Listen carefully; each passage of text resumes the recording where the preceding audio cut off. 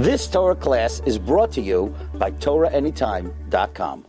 Welcome everybody. Welcome all our Torah Anytime viewers. Tonight we are going to be continuing. First of all, tonight we are learning Lefuah Shlema to Yosef Meir ben Chana Miriam and Lefuah Shlema to Avraham ben Bracha. So tonight we're going to go and we're going to continue with proving the divinity, the authenticity of the Torah. And the way that we're going to do that is through archaeology. Now, why and where and how does archaeology come into play? So there are people that claim that the Torah was made up, that the Torah was instituted by a bunch of people or a person at a X period of time.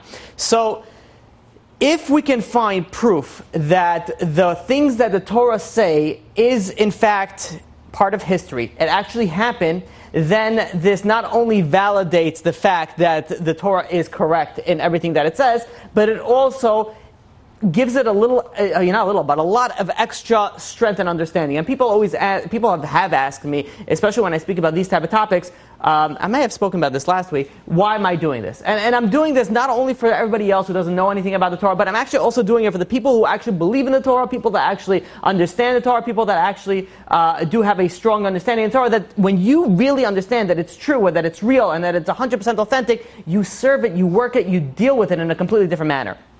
So one of them is to answer that the Torah was made up. Another one, which is continuously surprising to me, is that there are still people, they rhyme with Lalastilians, that claim that Israel was never part of the Jewish land, which for my life of me I can't understand. So we're going to be speaking about that. So a lot of the archaeological finds that we're going to be speaking about today, B'ezrat Hashem, is actually also going to be, specifically geared towards Israel and Israel. Not solely, but very, very heavily so on this. So we'll speak about that also.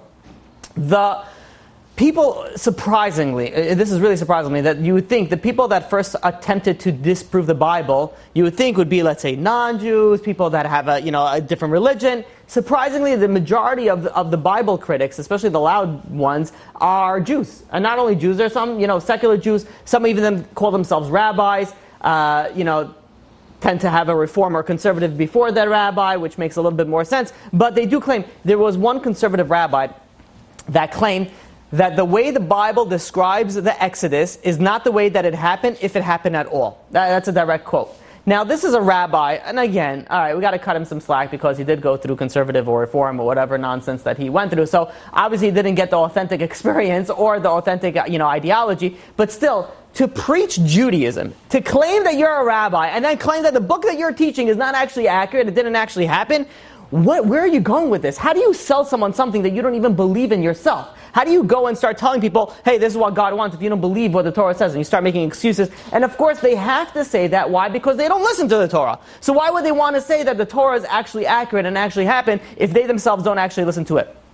So the idea also that we have to understand is the idea of ancient history. And we spoke about this briefly. For example, when you look at what ancient historians, the father of historians, he was a Greek writer by the name of Herodotus. He was a historian that lived about 500 BCE, before Common Era. So before that, history was not. Oh, thank you. History. Spoiler alert. Okay, history. We may or may not be speaking about camels. Okay, so. History, when you look at ancient history, the way that it was dealt, the way that it was written with a propaganda, with a desire, a drive for one purpose and one purpose only, and that is to make the people of the whatever it's Egypt or whatever it's Greek, to make them look good. And if they lost a war, it would not be placed in history. If they won a war, it would be placed in history and be magnified and glorified.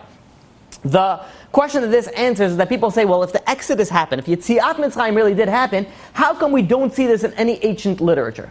The reason is because you won't expect it to see it in anything. They were, and I'll tell you something, that's very interesting. There was a war that was fought. It was called the Battle of Kadesh. It was between the Hittites and the Egyptian. This was in the time of Pharaoh, the Ramses II. They both fight a war. Now, when two people are fighting, there is generally one winner. Yet, in both of their documentation of it, they're both victorious. They both, not like crazy victorious. Now, how could that be that two people fight against each other, both think that they won? It's not shalom bayit. It's not two, a husband and wife, right? Husband and wife. They're fighting. Everyone thinks that they win at the end. Really, they both lose at the end. But when you're having a war, only one person can be a winner. Then how can you have here that two people both claim that they won? The answer is because they claim it from their perspective. They're claiming it from their side. And this is in general. Whenever you hear a complaint, regardless of whatever you are, whether it's business therapy, dealing with just coworkers, whenever you hear a complaint, you can never hear one side. You always have to hear a third side, right? There's always three sides to complaints. There's always three sides to an argument. There's there's one side, then there's the other side, and then there's the right side, which none of them actually say. So when you look at history, and when you're looking at it from a biased perspective, you don't expect to see anything that is negative about it. And this is what you see. You look at history, you have, in Greece, it doesn't matter where you go. Babylon, they're winning wars, and then all of a sudden a 300-year gap in history. Like, what happened? Did the people forget to write in this time? Well, what happened? People forgot to pay them? Or where did the history go? And the answer is, they weren't winning wars. If they weren't winning wars, they're not putting it inside history. So that is the reason why we don't see, the Exodus, Yetziat Mitzrayim, the splitting of the sea. You don't see this written down in the history books of the, specifically the Egyptians. However, we do see that it was actually documented, and we'll speak about where it was documented and how it was documented and what it specified. There is also, when you're looking at archaeology, when you're looking at history, and this is in general, when you're doing research on anything, people tend to do research from a certain angle that they want to. For example, if they want to see something, they'll see something. If they don't want to see something, they won't see something. There's a saying goes that you hear what you want to hear, you see what you want to see. People may or may not say this is geared more towards one gender, but I don't know, whatever. So when you're doing research, and this I tell people all the time, if somebody's going to do research on Judaism, wants to know if Judaism is real, if he's going to go and he's going to speak to an atheist, and he's going to hear his critics, what is he going to say? Even if what he's saying is true, but he's going to twist it a little bit. But the same way goes from the rabbis. The rabbis also will twist it because they want to, they're actually also promoting, Judaism. And that is why when I went into this with this series, I did it. I took myself out of the equation. I really did. I tried very, very hard to take myself out of the equation, and I wanted to prove to myself if it's true. Does God exist? Is the Torah legitimate? Is it divine? And when you go out of the box and you start thinking a little bit differently, you start asking questions from different angles. I had a guy once that used to come to my classes, and he would always ask me the most ridiculous questions. And I knew that he knew about, I'm like, why are you asking me these questions? It's not even questions that bother you. I know who you are. I knew him for a very long time. He says, I'm training you to, is one of my students. I'm training you. I'm like, the teacher becomes a master. Okay. So he says, I'm training you to know when this way you'll think this way, and this way when you'll prepare classes, you'll know how to answer people. Well, what he said was maybe not the nicest thing to say, but what he said was very, very true. Because then I did start thinking that way. When I prepared classes, now that's why when I prepare classes, and many of you see me, I come with 30 pages of notes. We usually don't finish that, or sometimes you see me say one sentence and I'll turn 3 pages.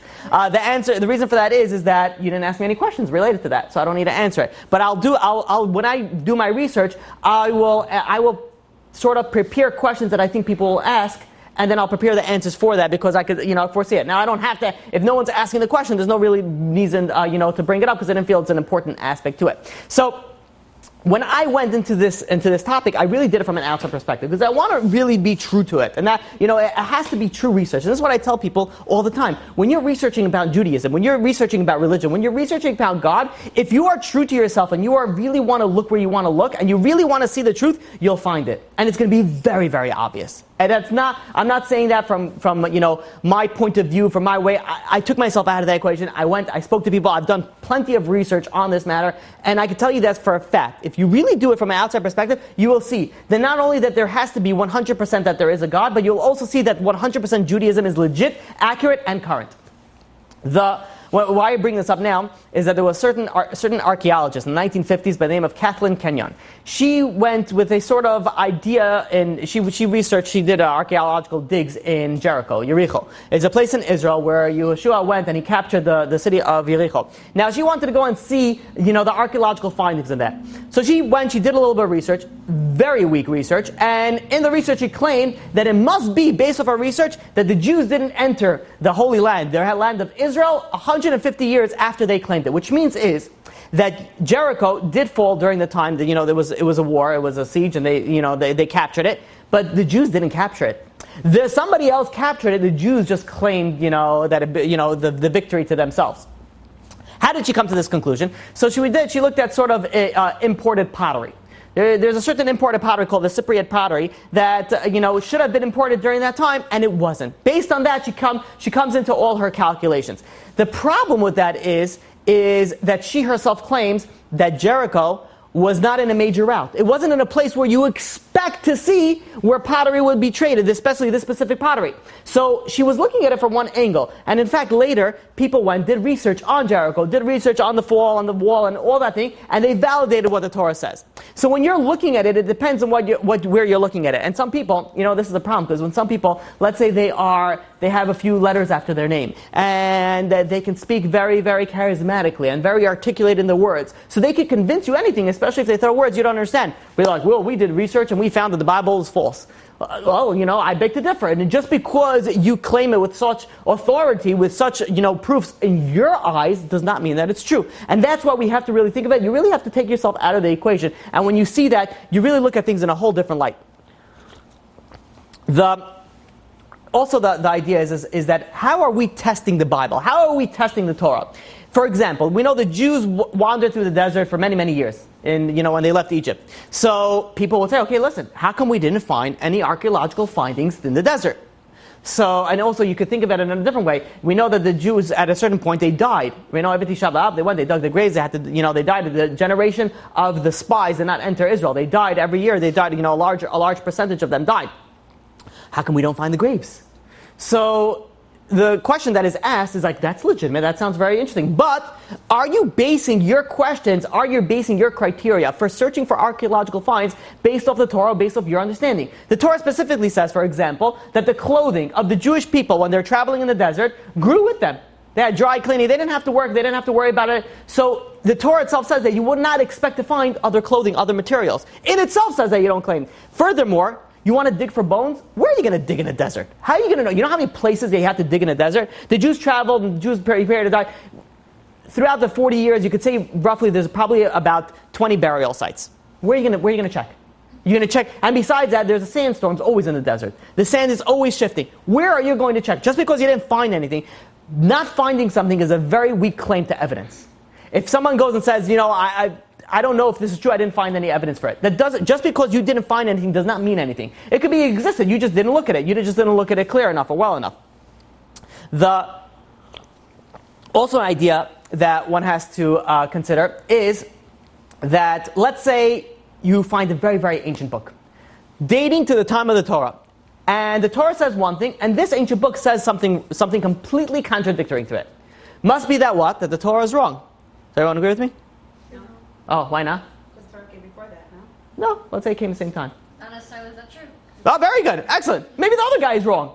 What makes you think that the Torah is wrong? When you have a conflict, that all it means is that one side is wrong. But yet what people tend to do is they always put it on the Torah. The Torah must be wrong. The Torah always stands up and questions. The Torah always has to be validated. Why? Let the other side be validated. Science conflicts with Torah. Torah must be wrong. Why? Maybe science is wrong.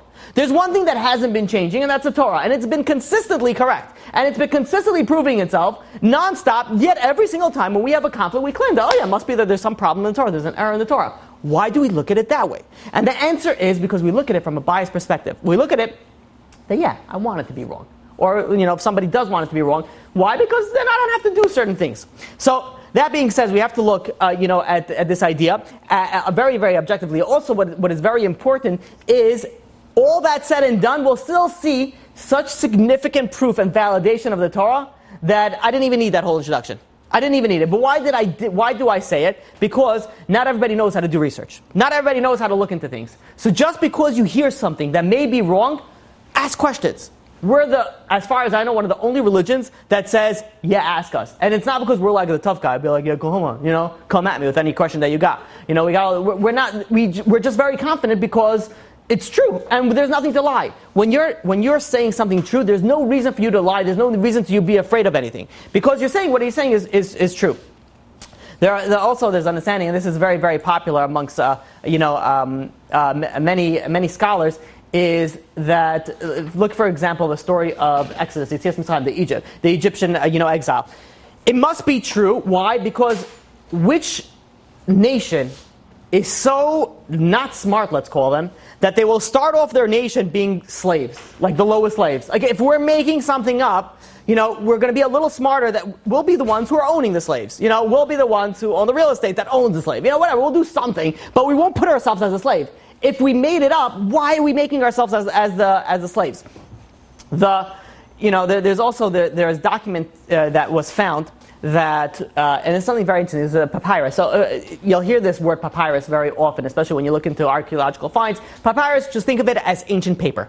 This is what they used to write upon, much more stronger than the paper that we have, that you just blow at it and it just like rips into the pieces. It's actually made from like much stronger fiber, so it does last longer. But this is, so you'll hear about this papyrus. There was a papyrus that was found, and this is the papyrus of Linden, that there were tribes that built Prism and Ramses. Prism and Ramses was in Egyptian cities that we know that the Jewish slaves built these cities. That's what we know based on the Torah.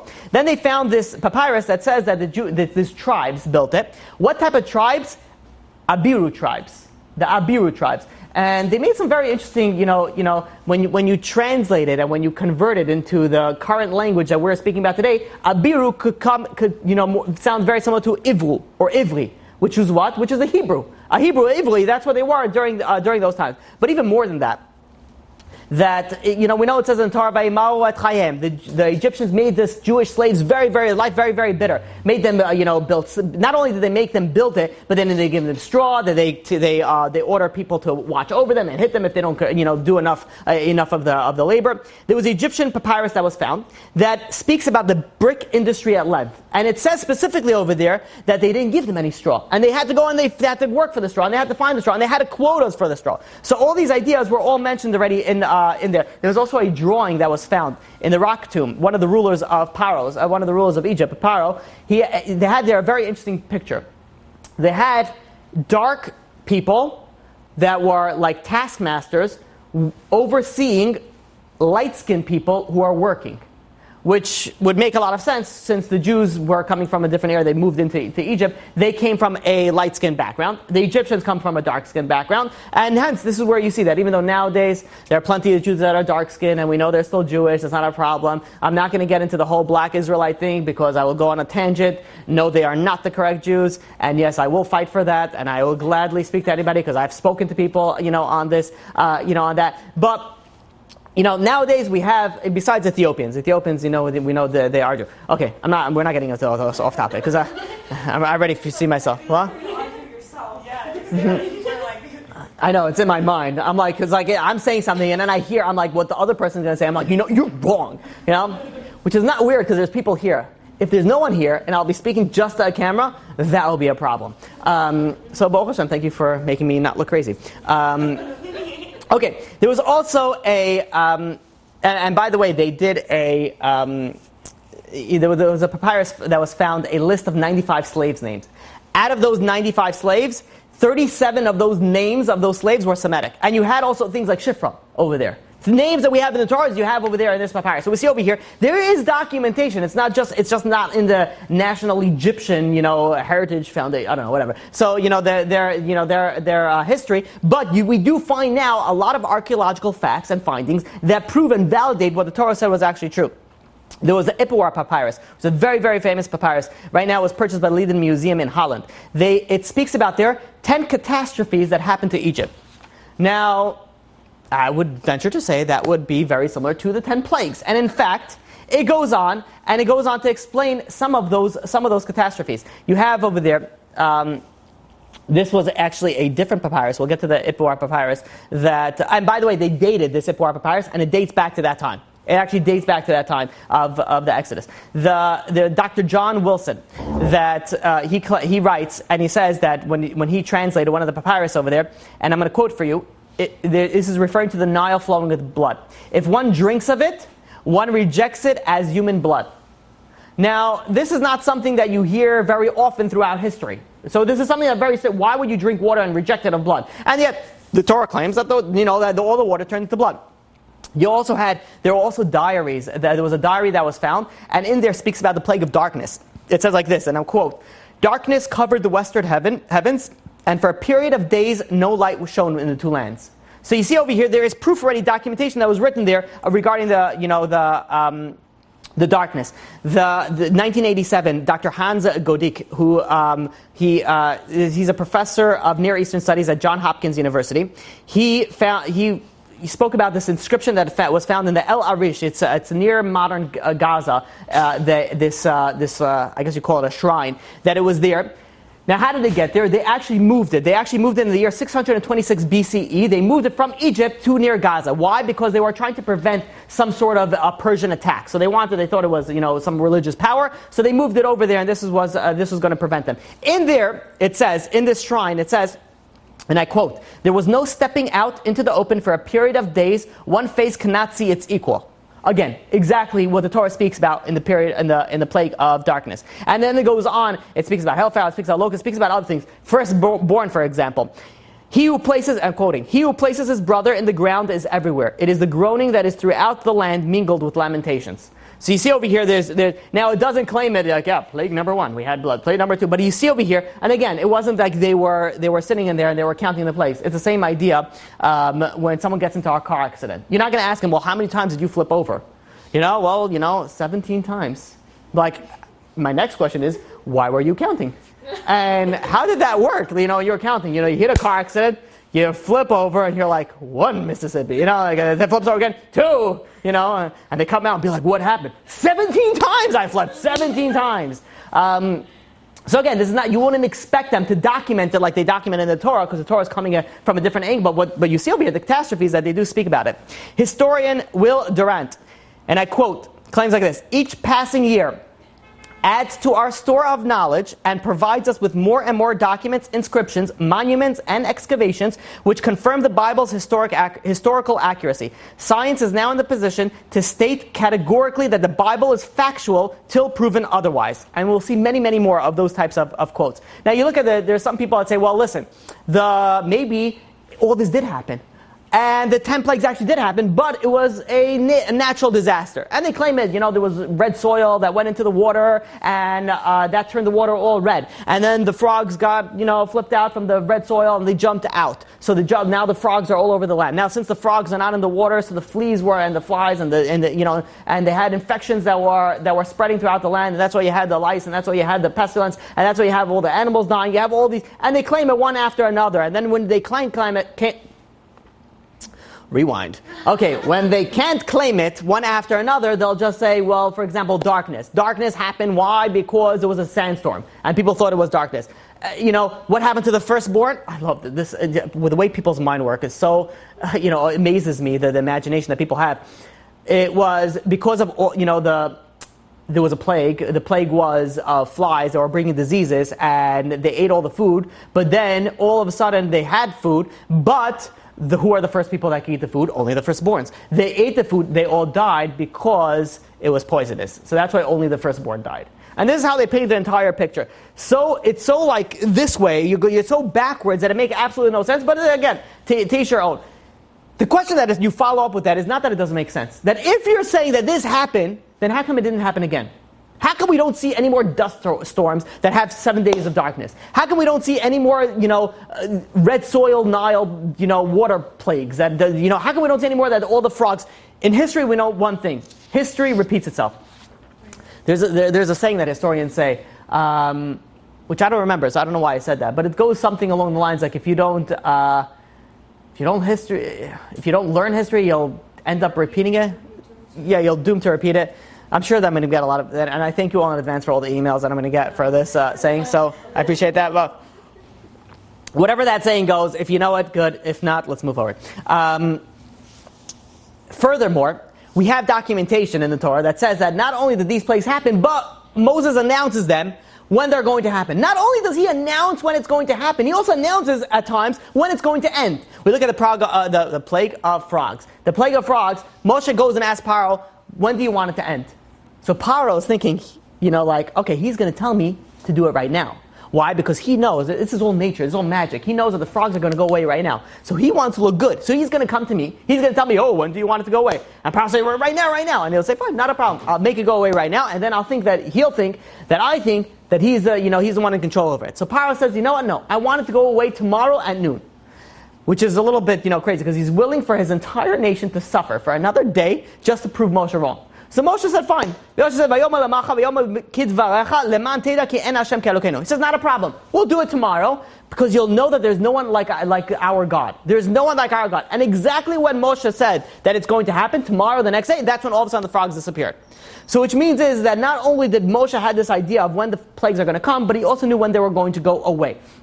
Which means is that even if you want to claim all natural disasters, how do you claim this? Was he a good meteorologist? Was he that good? Did he have some satellites that he was looking into? Where did he get this knowledge from? When we look at the next idea is the idea of the flood. The idea of the flood. This is I really enjoy this because the flood, the Mabel. Oh, Noah. Noah's flood. Yeah. So. The reason why is, first of all, people say, well, if there would be a flood, we would expect to see evidence in it. And yes, you're right, we would. And guess what? Now we are finding evidence, of it. In fact, you have many cultures, many ancient cultures that all speak about the flood. Now you're talking about cultures like ancient Greeks, ancient people from Australia, India, Tibet, Lithuania, all who claim that there was some sort of massive flood. Now, United Nations didn't come together yet, to destroy Israel, because Israel wasn't there yet. They came, so did people have meeting and be like, hey guys, listen, let's make up some sick story. Let's say that a flood came and go out and tell your story to everybody else. If everybody's saying the same story, there must be some truth to the story. But how would they know? They wouldn't be around. Hashem destroyed everything. The only people from Noah. What do you mean, Noah? The people? Yeah, I'm talking about Noah's people. I mean, they would. I'm sure Noah told them about the biggest event in his life, that he didn't, that there was a flood and everything happened. And I'm sure, their parents, that is a tradition, that is a story that you don't really forget that quickly, especially it's of course, it all came from one nation, it all came from Noah. So in fact, in 1872, Dr. George Smith of the British Museum identified the first non-biblical written record of the flood. This is in a place of Sancherib, of Nineveh. He found it, I'm going to quote for you, a ship touching ground on a mountain called Nasir. And then I'm going to quote for you, this almost sounds like it's a quote from the Bible, but it's a quote from a non-biblical source. When the seventh day arrived, I sent forth and set free a dove. The dove went forth, but came back. Since no resting place for it was visible, she turned around. This is from a non-biblical source that they found, and this is recently, 1872. This is when they found this idea. You also have the Babylonians in the Epic of Gilgamesh. Speaks about a flood. It's very interesting because they each call Noah by a different name. That is something very interesting. They each call... you have, for example, the Chinese also have this story about a flood, but the builder of the ship was not Noah, his name was Yao. Maybe it was a translation, maybe it was his Chinese name, I don't know. You have the Indians, they call the shipbuilder Sat Yarvata. You have the Mexican who call him Coxcot. So you have other people that all have the same story, different names. Which again, that doesn't prove that the story is wrong. That just proves that they called it by a different name. I'm sorry, Go ahead. I need clarity. How did all the other nations were created if Noah was the only Noah and his family were the ones who survived? Did Hashem create other nations? No, they all came from him. They all came from him and they blanched out. Yeah, it really happened by the Tower of Babel, where they all split into different languages during that time. Because of that story that Yeah. Okay. So in 1965, the British Museum identified 2 more tablets confirming the flood. And this is something very interesting. This not only confirms the flood, but it actually states a reason. It says, and I quote, God, having created mankind, regretted it, decided to drown it by the flood, but they call him Enki, whatever, a water god, twisted some ideas, revealed that catastrophic plan to a certain priest, a king called Zusudra, who built a boat and he survived. So you have the same idea, different names, different gods, but the same idea that you have here going on over here. Also, furthermore, you have animal bones found with whale bones. Now, if anybody knows a little bit about the planet Earth, whales are in the ocean, animals are on land. Generally, you don't expect those 2 bones to see together. Now, I actually put it in here before. Let's see if it's still here. Here we go. Okay. Wow, it's really small. All right. You have. Can we zoom it in? Okay. Anybody know what this is? The United States of America. Ah, education. Very good. Okay. So there are places, and I'll tell you like this, where they found whale bones. Michigan, in mountains, nonetheless. In whale bones in Michigan, in Vermont.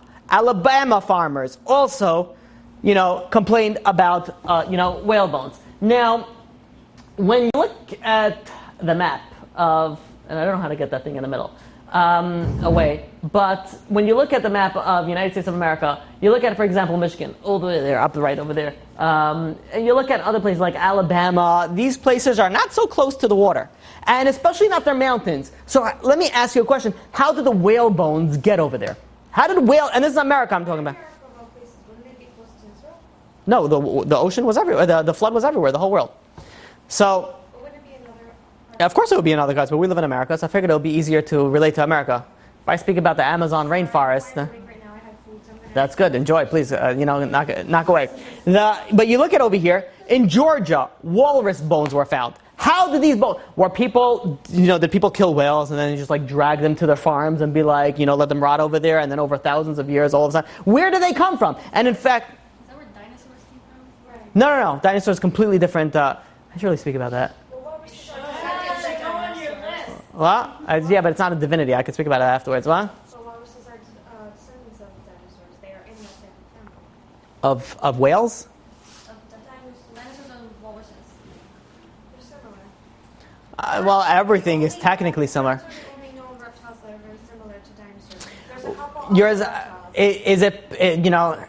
Listen, we know that the flood, everything died. So if there were dinosaurs, and I'm going to use if right now because we're not going to speak about it, because I'm going to tell myself we're not going to speak about it because we're not closely done. So you would expect it to be done by the dinosaurs, by the flood. By the time of the flood, you would expect them not to survive, or even prior to that. So, and again, I'm not saying that's my answer. I'm not saying that's where I'm going to go with that. Yeah. There's many different ideas to speak when you speak about dinosaurs. But in any case, you see over here that there is in fact the I wish I could find. Here we go. 1987, a historian by the name of Paul Johnson says like this, and I quote: "There can now be no doubt that some kind of huge inundation did occur," which means at one point the historians claimed that the United States of America was underwater. Now, did it certainly surface up, after a certain period of time? But rather, there was a flood, exactly like the Torah, says that it was. Okay, so now, can you guys see this? This is kind of important. What is that? I can't see it. I see. Yeah. Okay. So first of all, we know. Okay, before we actually get into this, we know that prior to the Tower of Babel, all the people spoke one language. They all spoke one language. Now. They speak Hebrew? They spoke Hebrew. It's Lashon HaKodesh, yeah. And we know many Greek and the Roman language, which comes English, French, and German, comes from that language. So many of the languages that we speak today actually stem from Greek and Roman. And it's very interesting. And again, I'm not saying this is conclusive proof for it, but it's a very interesting fact to look at. That you look at the Hebrew language, which came way before Greek, way before Roman. We know, this is, well, I know this for a fact. I don't know if science knows it yet, but someone will figure it out. You have over here something very interesting. Over here you have on the well, you're looking at it this way. So on your right side, you have over here. No, let me stand up. I don't know why I have to stand up. So you see over here, this is the Greek alphabet, and I just took some of the letters. This is the Hebrew alphabet, and I took some of the letters. Now, what is the first? Without looking at it, if you can't read it, what is the first Greek alpha? What does that sound similar to? Aleph. Very good. What comes next? Beta. What does that sound similar to? What comes next? Very good. What comes next? Okay. I pledge a sorority. Oh, really? Okay. So you have over here delta, dalet. Let me just repeat that for whoever didn't hear on the virtual world. Alpha, aleph, beta, bet, gamma, gimel, delta, dalet. Does you see some sort of a thing going on over here? This I just skipped. Kappa could sound like kuf. Lambda, like lamed. Mu, like mem. Nu, like nun. So you have over here mentioned, so many people say, where did Greek come from? Judaism took from Greek. We always think of it that way. We always think of it that Judaism takes from other cultures, from other countries. Why don't we stop for a second and think maybe Greek took from us? Maybe Greek took from the Hebrew. In fact, you look at, for example, the, sapir, right? Not specifically the name. is it very similar to sapphire? The names sound very similar. Yain and wine are also very similar. Wein in the German, you have it sounds very, very similar. 6, shesh, zex, all the same, all very, very similar thing. The alphabet, aleph bet, is the alphabet. Why is it not called the ABC or whatever? I don't know how you say it. Why is it called that? Why is it called the alphabet? And why is it aleph bet? This is Now again, I'm not saying not one of these conspiracy theories, 9/11, like somehow bring it back. I'm just saying it's an interesting thing to think about. It's a very interesting thing to think about. Okay, so there's something very interesting when the Bible critics go and they look at the Torah and they say something very interesting that they see. You see over here that Avraham sent with his servants 10 camels to Rivka in Genesis chapter 24 verse 10. Yaakov sent gifts to Esav on camels also on Genesis chapter 32 verse 6. Yosef was sold on camels. The Bible critics have a question, and they say it can't be, because camels were not domesticated at that time yet. According to our history, camels were not domesticated yet. However, then they found out that camels were domesticated during that time. They found bones of the camels in that area, they found this, and all of a sudden, archaeological finds were actually, and here's where you have it from, they found it in a text that actually existed during that time. The camels were domesticated. They found bones in that time. The camels were domesticated, and in that area time as well. You also have something they're called the Nuzi tablets. The Nuzi tablets were 4,000 clay tablets, or over 4,000, that were excavated in Iraq. They actually look like this little dude. Okay, so this I can't zoom. Okay, so here what is very interesting is that the Torah speaks about ideas that you think doesn't make any sense. And I'll give you, for example, why would a husband, the rule, and you look at it, the Tanakh speaks about this very often, that you have a husband and a wife. The wife can't have any children. What happens? What does the wife give the husband? She gives a second wife, let's call it, a concubine, another maidservant, right? We have this with Avraham, Hagar. We have this with Yaakov and Bilhah, with Rachel. We have this idea, that giving it there. So you think that's very odd, that's very weird. But actually, when they found these Nuzi tablets, they found that this was actually documented. This was the normal custom back then.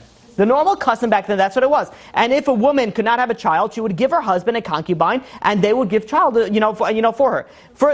Furthermore, very interesting. Furthermore, Rivka was a young girl, right? Rivka was a young girl when she was asked to be married. And then they went and they asked her, do you want to be part of this family? The Torah says that they went and they asked her that. We see this in Genesis chapter 24, verse 57. They said, let us call the young girl and let us ask her. And they said, the Bible critics said, what are you going to call this young girl for? What is she's so young. However, the Nuzi tablets over here, they found a document, it's called the sister documents, where a young girl announces her willingness to accept a certain group, to go to go for marriage. So we see over here, there are many things that you find that you think is absurd. This was actually common practice during those days. This is not something that was absurd. This is something that was normal. There was an Australian archaeologist by the name of J.A. Thompson who went and digged at all the biblical sites. So you look at Beersheba, Jerusalem, you have places like Shechem, that he went and he digged to see if he could find archaeological finds for one purpose. Well, one of the main things was, can he find finds that date back, that the places were actually, in existence, which means that people were living in there during the time of the Bible, during the time of the Torah. And they went, they searched, they dug, and he found that he validated that during the times when the Torah says there were people living there were people living there. Now, it's not like nowadays where, people are living almost everywhere because you have, 7 billion people. We didn't have over 7 billion people back then, so it was very, very sparse, the communities. I'm sure real estate was pretty cheap. So, Dr. William Albright, he found Babylonian texts and the excavation texts that identify the names Avraham, Zvulun. They also found the Mari tablets that had contained the names Benjamin, Gad, Dan, Levi, and Ishmael. All the names that are, well, these are not all the names, but many of the names that are mentioned in the Bible are actually validated from non-biblical sources during that time.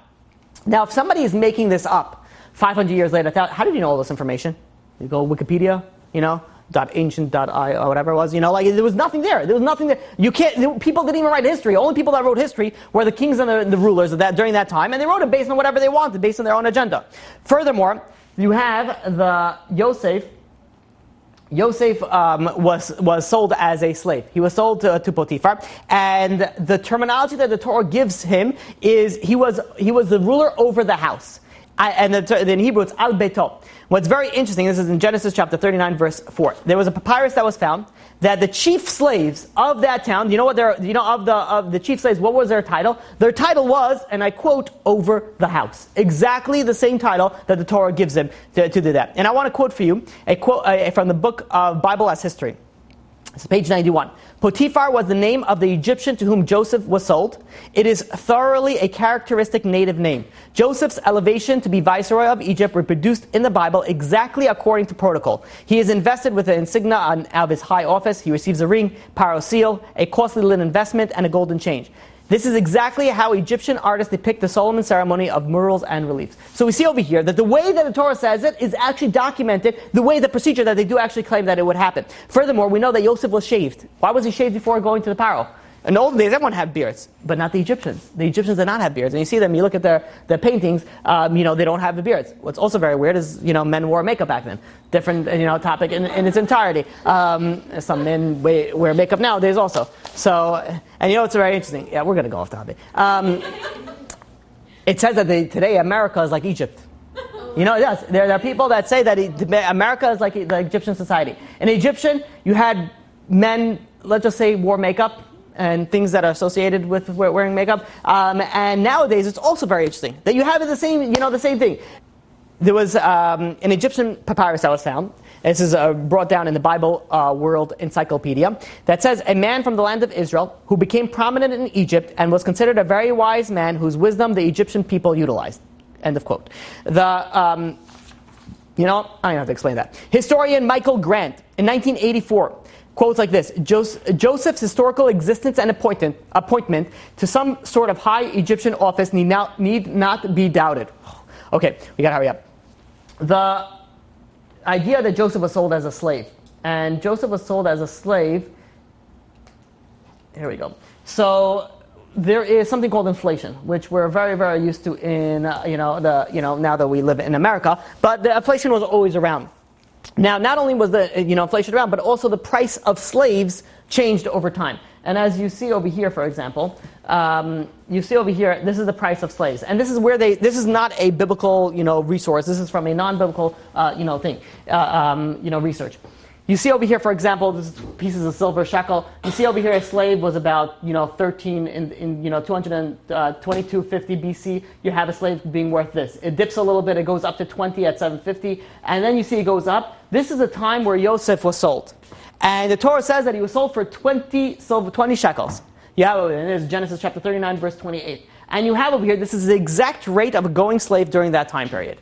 That they calculated now that this is what they saw during that time. And it's something very interesting is over here. This is in Malachim. Here we go. In Kings chapter 15, verse 20, you have over here also that here you see this is 50. This is a slave that was worth 50 pieces of silver, 50 shekels. They calculate this according, and it's again accurate according to what we have to nowadays, that this is actually the amount that a slave was going during that time. Furthermore, we know that Yaakov died on a bed. In Israel, they didn't sleep on beds; they slept on the floor. In Egypt, they slept on beds. And we see the Torah says that he died on a bed, meaning that the Torah knew information that you had to be there in order to know this information. We're gonna speed up a little bit because it's getting a little bit late. This little guy, which is worth a lot of money. Okay, so this is the Taylor Prism. The Taylor Prism was it was an archaeological find that it was dated back to Sancheiriv. Sancheiriv, he went and inscribed on each of the sides over here his military victories, more like his military campaigns is a better word for it. It describes his military campaigns, and it's something very interesting. On the third campaign, it speaks about besieging Jerusalem, circling around Yerushalayim. But it's very interesting. It doesn't say that he captured Jerusalem, and he didn't capture Jerusalem. You guys know what happened to Sancheiriv? They surrounded that entire area. A plague came, killed them all. During that plague, and then Sancheiriv ran away, and he ended up being murdered by his children. Nobody knows the story? Okay, some people know. Okay, good. All right, it's for a different time. It's a long. I thought I spoke about it briefly. So, it's actually written in a cuneiform text, which is a very ancient text. So, It does look like gibberish, but it is actually words. When King Chizkiyahu knew that there was a siege that was going to be imminent, before I even go to that, does anybody know what picture is up here? It's a cave. Underground water cave. Right. So there was what he did was, what Chizkiyahu did is that if one of the main things that you do in a siege, that you surround them, is that there is no water supply, especially if you're getting water supply from an outside source. So King Chizkiyahu, before this, he dug a cave from a natural spring into Jerusalem so that they would have a water supply. And here's very interesting. If we could scroll up a little bit over here, what they did was they took they started digging from one side, they started digging from the other side, and this is something very interesting how they did it. They dug and they met right over here. Which is, if you think about it, not really the smartest, architectural, engineering, but they were able to meet, and this is underground. This tunnel is about over 1,700 feet long. So it's a very, very long tunnel, very underground. And here you see some pictures. Here you see actually also the water on it. It reminds me of a joke where you had you had a king who wanted to build the tunnel, and he went and he was taking bids from all the contractors who was going to build the tunnel. There were two Jews that needed some money, they needed business, and they didn't have any business, so they said, listen, let's make a bid, and they built and they lowballed it, they made it very cheap. So the king calls them in and says, listen, out of all the contractors, out of all the professionals out there, you guys bidded the cheapest. So he says, you guys won the bid, but I have a question, how are you going to do it? So he says, very simple. He says, I'm going to build from one side, and my friend's going to build from the other side, and we'll meet, we'll have a tunnel. The king says, you fool, what about if you miss each other? So the Jewish person says, better yet, you get two tunnels for the price of one. Right? So when you think about it, when you're looking at this, how did they make it? But this is a feat of engineering that they still, today's day and age, we're not sure actually how they did it, but they were actually able to go and they were actually able to meet in this place. If you go in Yerushalayim, you could actually do this tour inside over there. Here's another picture of the tunnel itself. This is actually a picture of the entrance to the tunnel, where where it's documented about part of the situation, part of the story. There's the book of Esther speaks very, very much in depth about the palace of Achashverosh, and there was a person by the name, an archaeologist, a French archaeologist by the name of Marcel Dulafoy, who excavated the Persian palace. And when he looked through the entire Persian palace, says that the book of Esther was written by somebody who was very, very familiar with the palace, because their indication of what they wrote is extremely accurate to our findings. Which means that there had to be there. This is actually one of my favorites. I can't say I love this place because a lot of that's over here, but I always like visiting this place. Does anybody know what this is? Masada. This is Masada. This is. If you go to Israel, this is like one of the most. Anybody who goes there, anybody who goes to Israel, usually this is one of the most visited places.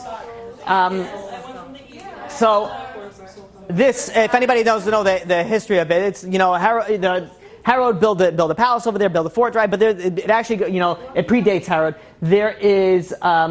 There was unfortunately about over 900 people that committed suicide over here when they were going to be captured by the a certain army, and they didn't want to get whatever. There's a whole long story in itself, actually very apropos for Tisha B'Av. But in any case, in Masada, the reason why it's a very fortified, it's very hard to actually go and capture. On one side, I believe it's like you're talking about 1,300 feet to the floor. So what they found in Masada is very interesting. Now. It's not, this, by the way, what you're looking at right here is one of the most ancient synagogues that they found in Israel. This is based in Masada, and this was where they used to pray. This was a place where they used to store water for the Masada, because of course you're in the middle of the desert. This is where they used to store the water for Masada. This is actually a mikvah. And it's mikvah built to the specifications that is kosher. And you have a bad place to clean, and you have all the ideas that you see generally in a mikvah. Don't worry, a woman's mikvah is much nicer than what you see over here today. They actually make it very, very expensive and very, very beautiful. But what we see over here is that the Jews not only had to be existing in Israel, but they also kept the same laws that we keep nowadays. The same mikvah that they have then, we have now. The same, again, not the same exact, looking wise, but the same halachic ramifications that we have now that also exist, in that days. You also have over here, and I think I skipped that over, there are coins. These are Maccabee coins, dating from the time of the Maccabees, and not the basketball team. This is, these are coins that they dictate. You also have coins from the Bar Kokhba revolt. You have coins from during that time that show that not only the Jews were living in Israel, but the Jews were also following a certain law. You can also base it off the pictures that you see on these coins. There are a lot of Bible critics claim that King David never existed.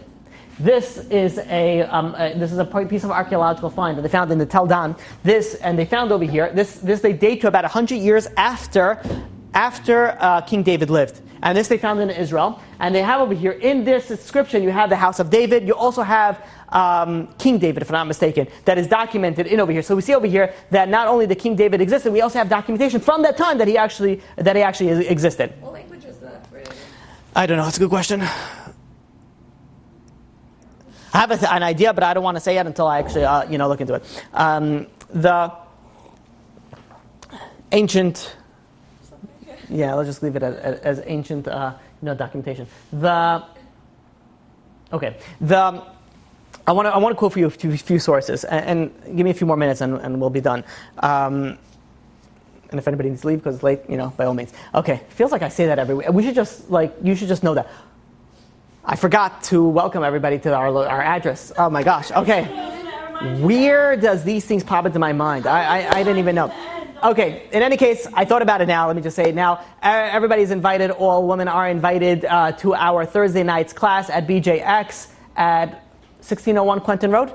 At Thursdays at 8 p.m.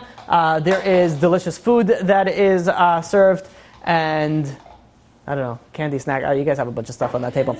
And a delicious speech. Right. So okay. Anyways, but if anybody wants any more information, please email me at rabbizitron@torahanytime.com. Okay. Now, moving forward. Okay, so I want to quote for you. Okay. Archaeology and the religion of Israel.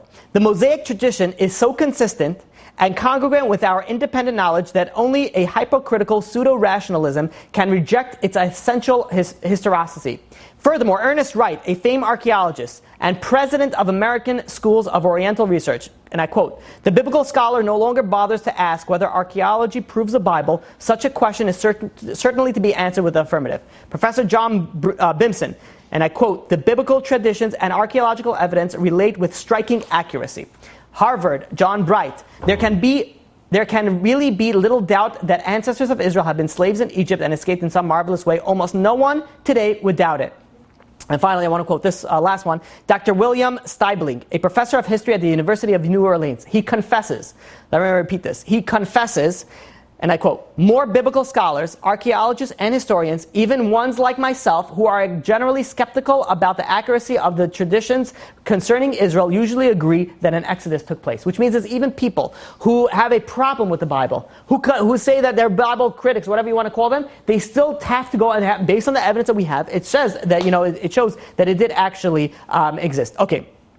Now for I guess you could call it a little bit of a fun part where my blood pressure, will raise just a tad. Rabbi Resnick did, beautiful research on this. So in 1925, there was a person who wrote Mein Kampf. Anybody know who that was? Hitler, right? Adolf Hitler, right? There's a reason why people don't name their child Adolf anymore, or Hitler. You know somebody who's named Adolf?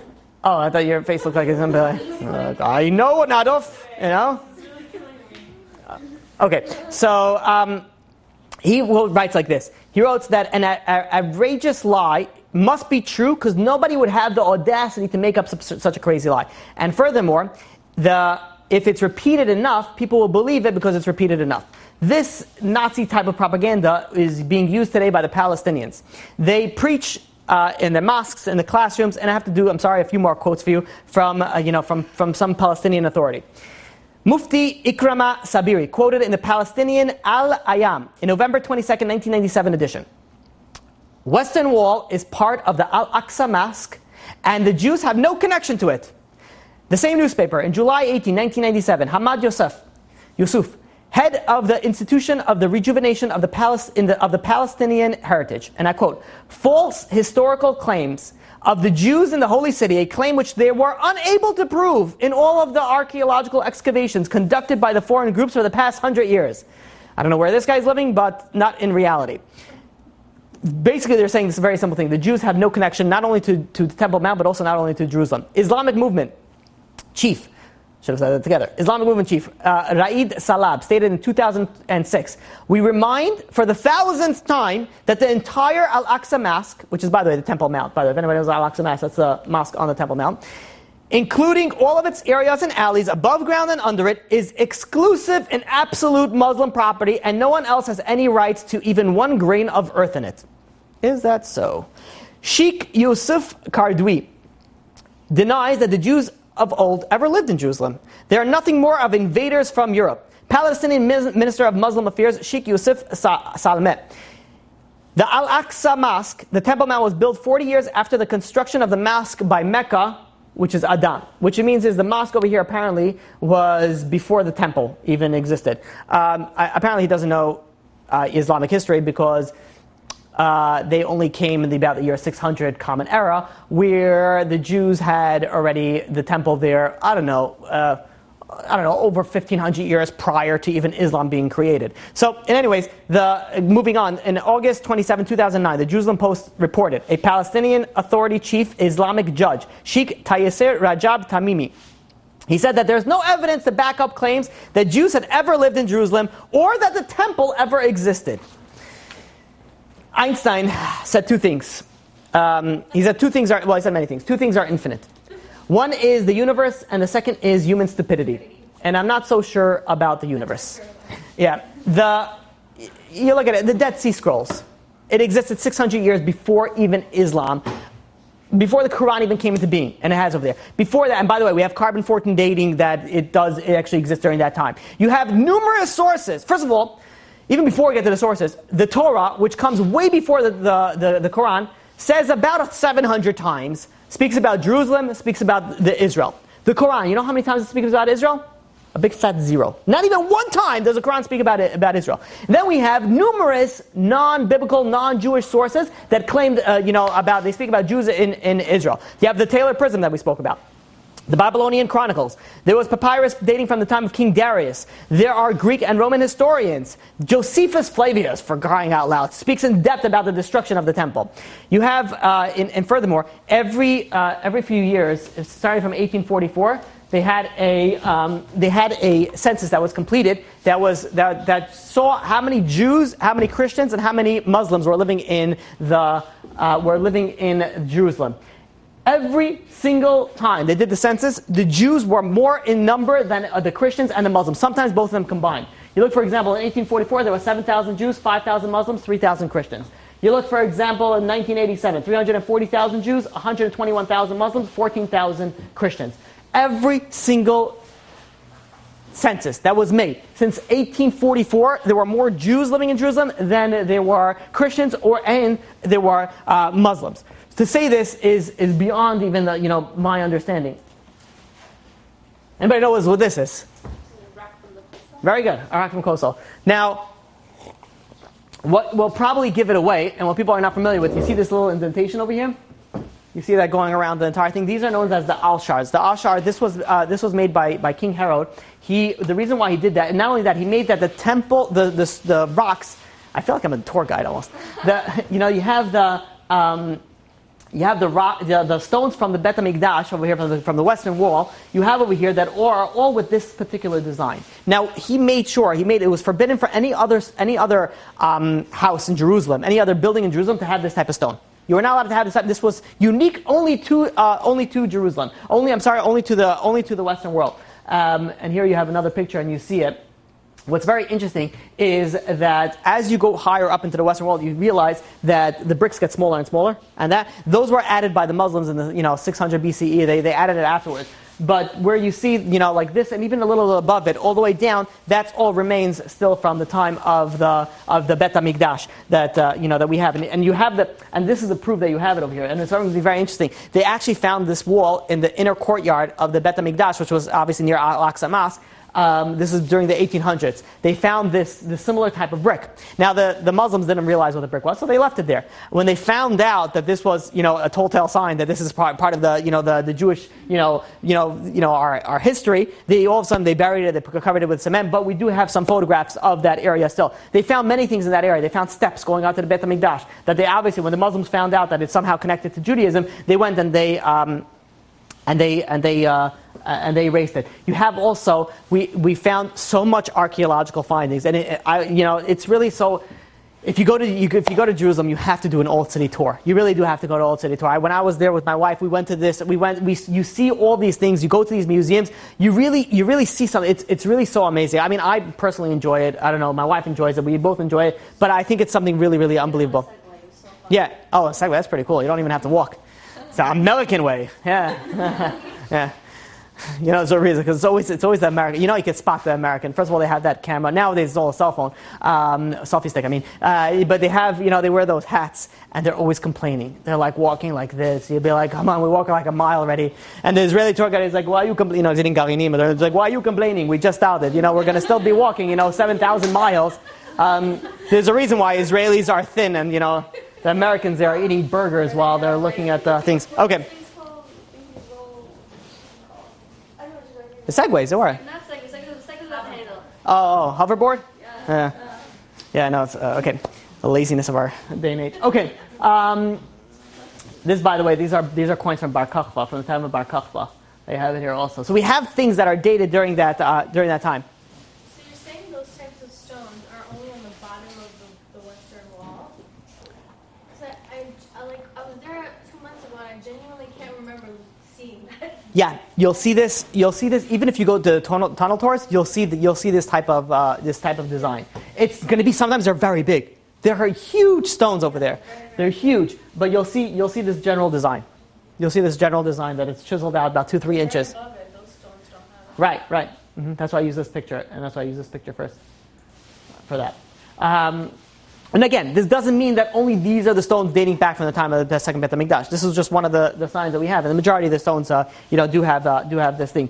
So when I was going back, so the Palestinians claim that we don't have any say in this land. You have over there pottery that was found with pictures of menorah, with Yerushalayim in Hebrew, for crying out loud, with things that are non-stop denoting that it's obviously a Jewish thing, has nothing to do. By the way, Jerusalem is not known as Jerusalem for Palestinians. It's known as a different, as a completely different name. What's the name? It's known as Al-Quds. You have over here also Ir David, the city of David. The city of David, if anybody did the Torah over there, you also find tremendous amount of artifacts that all date back thousands of years, that date back, and they all are very, very obvious Jewish and not Muslim. Forget about the fact that you have about 150,000 graves in Har HaZeitim, in the Mount of Olives, right? That's right near the Kotel. Now I want to quote for you some things of the, from the Quran. Actually, I think I have it over here.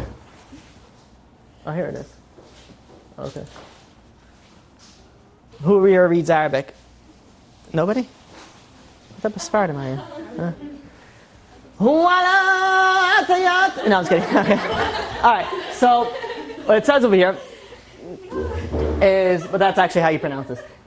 This is a quote from Surah chapter. What was this? This is the Quran chapter 2, verse 145. Oh, I didn't write it down over here. Okay. So even if you come to those who are given the book, anybody knows who those who are given the book are known to us? The Jews. Yeah. With all the signs, not they would follow your direction of prayer. Now, this is called the Al-Kibbah. The direction of prayer is something very interesting. What it speaks about in this sentence, I don't want to call it a pasuk, in this verse, what? They face towards Mecca. We face towards Jerusalem. According to all commentators of the Quran, this is referring to the direction of prayer, of the Jews, which is towards Jerusalem. Which means is, even though the Quran doesn't straight out, say anything about Jerusalem, but in there says that the Jewish people face towards Jerusalem. Why would the Jews face towards Jerusalem if we have no say in this thing? If everything that comes in Jerusalem has nothing to do, we don't have even a grain of sand in it, why do we, if we never existed, we're just a bunch of frauds, why are we facing that, in that direction in there? Furthermore, you have over here that, and I'll quote you for some scholars, some Sunni and Shiite Muslim scholars. Examples of names: Al-Tarabi, Kartubi, Ibn Katir, Ibn Abi Said, Mahmud Al-Alusi, and Al-Bagwahi. I know I botched names, but who cares? According to the Quran, God, and I'm quoting right now, according to the Quran, God gave to the Jews the land from the Nile to the Euphrates, a territory that includes not only Jerusalem and Palestine, but large parts of Egypt, Iraq, and all of Jordan, Syria, and Lebanon. This is what the Muslim scholars claim. This is what they themselves, claim. There's, oh, well, this is according to the Muslims. According to the Jewish, we don't. According to them, yeah, we should have a lot more. But according to the Jews, yeah, that's not part of our land. In Surah Al-Baqarah, chapter 5, verse 20 to verse 21, it says like this. This is written in the Quran, referring to what Moses said to the people. "O my people, remember the favor of Allah," this is referring to God, upon you when He appointed among you prophets and made you possessors and gave you that which He had not given among the world. "O my people, enter the Holy Land which Allah has assigned to you and do not turn back and thus become losers." That's actually, they actually translate it as losers. I was surprised also. And I tried to look at different translations. They all translate it as losers. Sounds very biblical. All right. Okay. Sheikh Ahmad Adwan. Oh, if that wasn't clear, it's referring to I didn't actually put it up over here. It's referring to very, very specifically that God gave the Jews the Holy Land, which, again, according to the commentators, is a reference to Israel. They deny that from us. They deny it. Yeah. But they comment on it. Yes. Yeah. The hypocrisy in that, I really can't. Yeah. I know some men that are like that. Okay. Anyways, Sheikh Ahmed Adwan. He lives in Jordan. And he says like this, that there's no such thing as Palestine in the Quran. And by the way, these are, I hope you get, there's a reason why I'm breaking my teeth saying these people's names. Because they're very not obviously Jewish. It's not like, Yehuda and Jason, like Mordechai and Mark, you don't see too many people named Sheikh Ala al-Tabayin or Hamid, This Sheikh Ahmad Adwan, he lives in Jordan. He says there's no such thing as Palestine in the Quran. Allah has assigned the Holy Land to the children of Israel until the day of judgment. Now, then I have a question. So then why are you giving us a hard time about it? Very good. Because it says Ishmael is a Pere Adam. Pere Adam does not mean a righteous scholar. Even furthermore, before I even get to bashing that, it says in the Torah that when Avraham got his 3 guests, and we're finishing with this idea, when Avraham had his 3 guests that came to visit him, he said that they were Arabs, and he wanted them to wash the dust of their feet. Now we spoke about this in the Mashiach. Why did he want them to wash the dust of their feet? Because he was nervous. Maybe they pray to the dust of their feet. Who prays to the dust of their feet? Who is so prays to the dust of the feet? But the answer is this is what they represent. What does that mean? They pray to the dust of their feet. Then no matter where they walk is holy ground. Which means that they cannot do anything wrong. Everything is in the name of God. They will go and they will murder people in the name of God. That's why it says Yishmael. Yishmael, God will hear me. No matter what I say, no matter what I do, Allah Akbar. Right? I could kill innocent people. I could murder innocent people. It's all what God wants. Even if it's not. But it doesn't matter to them because that's what they claim. They see it from one perspective.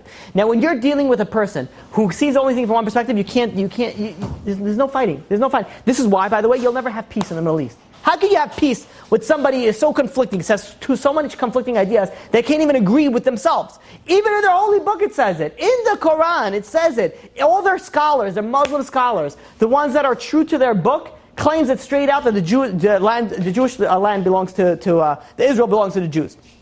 You have archaeological findings that no matter how much proof you give to them, it's not going to make a difference. No matter what you promise them, it's not going to make a difference. At the end of the day, it's ego. Ego, you get to call it ego. A thirst for blood. It could be many things. No, it stems from those 2. He rejected the one that was from the maidservant, but Yishmael and Yitzhak. it stems from them. Right. That is true. But one thing is that there's really a lesson that I want to get to this, and it's probably one of the most important lessons of actually this class. Is we look at Ishmael, we look at all these claims, and we think they're crazy. It's so obvious that it's true. We have proof. We have archaeological proofs.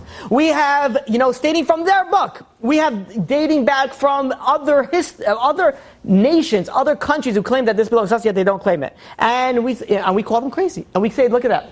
But the answer is, if we look at ourselves, are we any better? How many times do we know the truth? How many times do we know what we're supposed to do and we still don't do it? How many times do we know that we have to go and we have to dress modestly? How many times do we know that we have to go pray? We have to go and we have to keep Shabbat. We have to keep kosher. We have to do all these things, and yet we don't do it. And we call the other people crazy. You know why? It's because you're always normal, everybody else is crazy. That's always the way that you see it. So we look at them as crazy, but in essence, this is a lesson for us. We have to think of ourselves. We've come to a point in our series already, by this point in time, that it should not be a doubt in your mind that the Torah is divine. And how many people can claim and say that they listen 100% to the Torah? Now, granted, I get it. People fall, people make mistakes. That's true. But what I don't get is when people say that they're not doing anything wrong. When people claim, yes, I understand that the Torah says, but I think I'm a good person and God understands me. One of the worst things that I hate hearing is that me and God have an understanding. And I'm like, I don't think so. Well, you may have an understanding, but it's just from one-sided. You cannot claim that you have an understanding with God, that you could do certain things and not anybody else, when you're going directly against what He says in His Torah. Directly against. And how many times, and this, by the way, is not only related to the Torah, in our own personal lives and relationships, if you don't realize that you're wrong, and let me explain something very, very clear, and it should be very, very clear. Every single fight that you have in a relationship, regardless of whether it's a spouse, regardless of whether it's between a parent and a child, a friend, unless one person is psychotic, and I know that many people are going to claim, yeah, they're obviously psychotic, both people are always wrong. There are people, every single fight, both people have to apologize. So there's always two sides, or there's always somebody that does something wrong. And if you don't think that you did anything wrong, then there's a problem with you, not a problem with the other side. The first step of AA, or if I'm not mistaken, one of the first steps, is you have to admit that you have a problem. If you don't admit that you have a problem, you're not going to get better. If you think that you're okay by not listening to God, if you honestly think that you're completely okay if you don't keep Shabbat and you're a Jew, then you have a very, very rude awakening that's coming out to you. And I really do. I wish you all the best, and I wish you that you don't get this awakening. But don't be a fool. Don't fool yourselves. This is what they're doing. This is what the Palestinians are doing, and this is what they're claiming. And we consider them fools. We consider them blind. We consider them, idiotic. It doesn't make any sense. There's so much proof. How can you dare say such a thing? Well, guess what? God could say the same thing to us. There's so much proof. There's so much validation that you can make in this world. How dare you say that it's not true? How dare you? You don't even go and you don't even look at it. I speak to many people. I have arguments with people all the time about proving God, proving the Torah, proving that. And I tell them at the end of the day, because usually at the end of the day they leave, okay, I'll think about it, I'll do that. Whatever, I say, listen, whatever you do, you do. And I can't judge, and I can't say, for sure I can't judge you. And I can't tell you what's going to be and what's going to happen. You're your own person. But one thing I do ask of you, and I say this almost to every single argument I have in this matter, is don't think that you're correct. Don't live your life thinking that you're fine. You want to live your life not keeping Shabbat? That's your prerogative. I can't change you. You want to live your life, not eating kosher? You want to live your life not dressing modestly? That's yours. I cannot say anything. But don't think for a second that you're correct, because you are 100% incorrect, and you will never change. And this is so important when you're looking into a spouse, when you're looking to get married, you want a good marriage advice, look at somebody who could say, I'm wrong. If somebody cannot say that they're wrong, that's a red flag, and run very, very far away. If they're never wrong, guess what? They're never going to be wrong in the marriage. And it's going to turn into an abusive relationship, and it's going to turn very, very bad.